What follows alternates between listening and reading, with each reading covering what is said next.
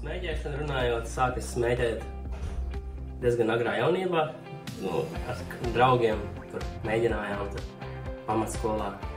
Kad sāk strādāt, tad vienkārši bija kaut kāda gandrīz 11 dienā. Bija tāda pirms 3 gadiem neliela trauma. Es jau biju diezgan daudz jau nopīpējis tur. Visu laiku strādājām pīpējām, sapratu, ka kaut kas nav. Un tad man bija tā trauma, kuras cieta autoavārijā pēc tās traumas pīpēt.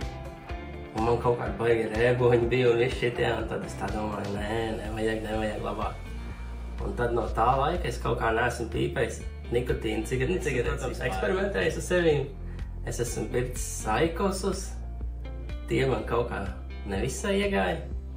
Es esmu arī diezgan daudz tos saltus pircis.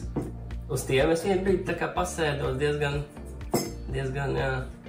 Bet arī no tā man kaut kā beigās, tā kā, nezinu, nevisai, tā kā, jā, un tagad es esmu sācis šitos veipus pirkt, nopircis un tos šķidrums mainīt.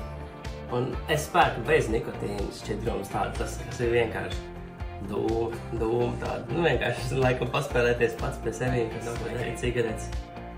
Tad es vienmēr biju tāds, tā kā rēbonīši vairāk un, protams, mutes mird un zin kā arī šitais ten.